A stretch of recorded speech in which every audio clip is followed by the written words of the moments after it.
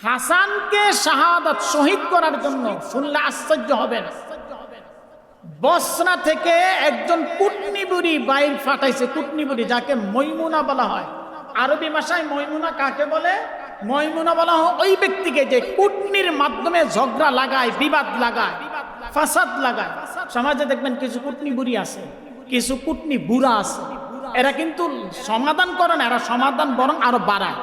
আছে কিনা জোরে বলেন? পরিবারের মধ্যে আছে, হ্যাঁ পরিবারের মধ্যে আছে।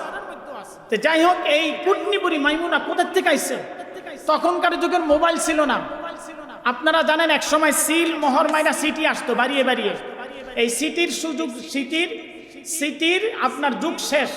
এক সময় সিটি আসতো না বাড়িয়ে বাড়িয়ে, সিটির যুগ শেষ। এখন মোবাইল মেসেজ যায়, এই আগে টেলিগ্রাম ছিল। ওই যুগে ছিল আপনার হলো বার্তা বাহক, যাদেরকে দূত বলা হয়। এই দূতের মাধ্যমে একজন এই মহিলা পাঠাইছে শুধু মদিনায়, যে হাসানের স্ত্রী জায়েদার সাথে কোন রকম বান্ধবী ফাটাইয়া হাসানের খাবারের সাথে বিষ মিশ্রিত কিভাবে তাকে মারা যায়। এই পরিপ্রেক্ষিতে মাইমুনা ওখান থেকে আসছে।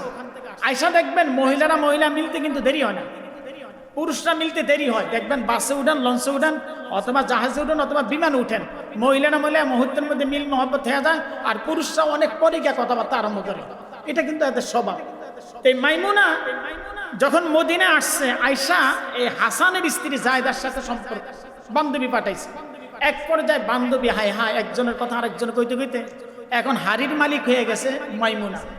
মানে বান্ধবী পাঠাইতে গিয়ে জায়েদা বলতেছে, ঠিক আছে বোন তুই লইয়া খা। অনেক সময় দেখবেন একজন মহিলার লাগে আরেকজন মহিলা যখন বান্ধবী হয়, ঘরের মধ্যে ঢুকলে হ্যাঁ ঠিক আছে আফা আপনি নিয়ে খান, ফ্রিজেতে লইয়া খান, ওই আপনার ফাতিলের থেকে নিয়ে খান, এমন মহাব্বত হয়ে যায়। কিন্তু পুরুষ কিন্তু এগুলা দিতে চায় খুব কম, মহিলারা দিয়ে বেলায় দিন দরিয়ার মানুষ তো। এইরকম মহাব্বত যখন হয়ে গেছে, ওই মাইমুনা, যেই মাইমুনা হাসানকে হত্যা করার জন্য তার পানির পাত্রের মধ্যে বিষ মিশ্রিত করে, কেমন বিষ? মারাত্মক বিষ মিশ্রিত করছে। বিষের আক্রান্তের কারণে হযরত হাসান রাত্রিবেলা যখন এসা পড়ে গেছেন, পানি যখন চাইছেন, পানি খাওয়ার সাথে সাথে তিনার বিষক্রিয়া শুরু হয়ে গেছে। যেখানে তিনি বুঝতে পারলেন যে আমার মনে হয় সময় শেষ, ভাইকে ডাকলেন। হুসাইন অনেক দূরে ছিল, দৌড়ে আসছে, গোড়া নিয়ে দৌড়ে আসছে। আয়সা ভাইকে জিজ্ঞাসা করলো, ভাই তোমার চেহারার রঙের এই পরিবর্তন কেন? বলতেছে, ভাই রে মনে হয় আমার সময় শেষ, আমাকে খাবারের সাথে বিষ মিশ্রিত করছে।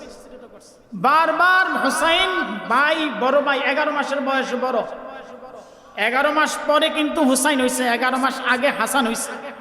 যে হাসান জন্মগ্রহণ করার পরে আল্লাহ নবী এইভাবে তিনাকে ফতম কোলে নিয়ে সুমা খায়া বলছেন, আল্লাহ আমি হাসানকে মহাব্বত করি, তুমি আল্লাহ হাসানকে মহাব্বত করো। যে হাসান সম্পর্কে আমরা খুতবার মধ্যে বলি, আল হাসান ওয়াল হুসাইনি আশিদ্দাউ আলাল শাবাব ফিল জান্নাহ, আল হাসান ওয়াল হুসাইনি শাবাবা ফিল জান্নাহ, মানে যুবকদের সরদার হবে জান্নাতের মধ্যে কে? হাসান এবং হুসাইন।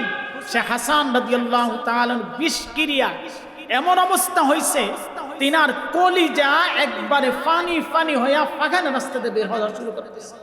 বারবার বলতেছে, ভাই কে করছে একটু বলো না ভাই, কে করছে? জায়েদা এখনো বুঝতে পারে না। ওই কুটনি বুড়ি মাইমুনা বিষ মিশ্রিত করতে দেরি করে না, আবার সেখান থেকে চলে গেছে। সেই কুফায় চলে গেছে, বসরায় চলে গেছে।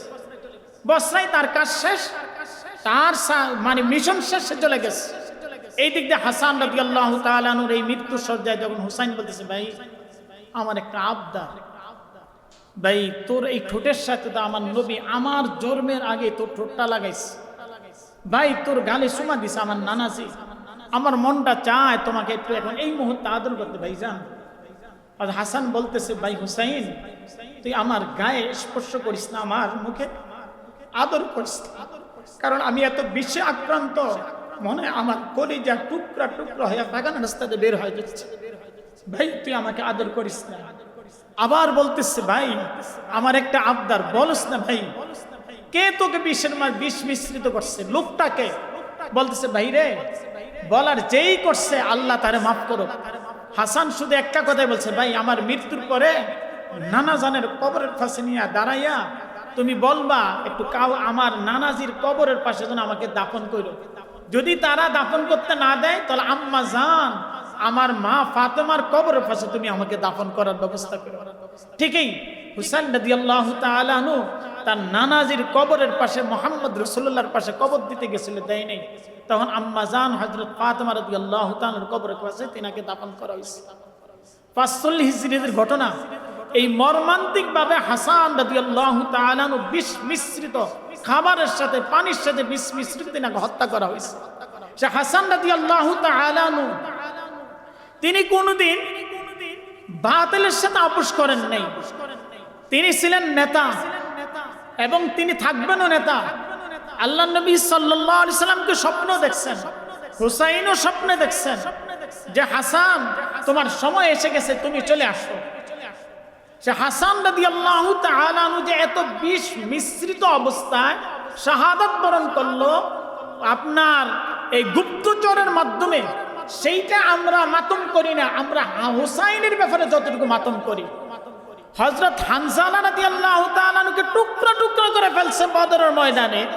কি মর্মান্তিক ভাবে ওই ব্যাপারে আমরা যতটুকু না করি, হুসাইনের ব্যাপারে যত আমরা মাতম করি, এইটা হলো আমাদের এখানে দোষণীয়, এইটা হলো বর্জনীয়। যেখানে যতটুকু করার অতটুকু করা। হযরত হাসান রাদিয়াল্লাহু তাআলা এখনো জান্নাতুল বাকিতে শোয়া, এখনো তিনি জান্নাতুল বাকিতে শোয়া। হযরত হাসান হুসাইন বারবার বলছিল বিষের কারণে এমন অবস্থা হয়েছে, জিহ্বা দিয়ে তিনি কথা পর্যন্ত ঠোঁট পর্যন্ত লাড়া দেন, পুরা দেহটা সবুজ হয়ে গেছে। তখনকার যুগের বিষ ছিল অরিজিনাল বিষ। আর রাসূলের আহলে হাদিসদের পক্ষ থেকে একটা বই উপন্যাস বাইর করছে, প্রেম কাহিনী, মীর মোশাররফ হোসেন লেখছে আপনার সিন্ধু, নাম কি বিশ্বাস, সম্পূর্ণ ভুল। এবং আম্মাজান আহলে বাইত হাসান রাদিয়াল্লাহু তাআলা স্ত্রীর সম্পর্কে বিভিন্ন ধরনের কথাবার্তা লিখে, সম্পূর্ণ ভুল। এটা হলো ইংরেজদের চাল। আসলে সত্যিকার হযরত হাসান রাদিয়াল্লাহু তাআলা আনহুর মেয়েকে পছন্দ করে আনছেন কে? আলী রাদিয়াল্লাহু তাআলা আনহু। মা ফাতেমা রাদিয়াল্লাহু তাআলা আনছেন। আর এমন মেয়ে, তিনি তো আহলে বাইত, তিনি কিভাবে খারাপ হন? তিনি বিষ মিশ্রিত করেন নাই। একটা মিথ্যা তহমত দিয়ে এটা নিয়ে অনেক আলোচনা হইতেছে।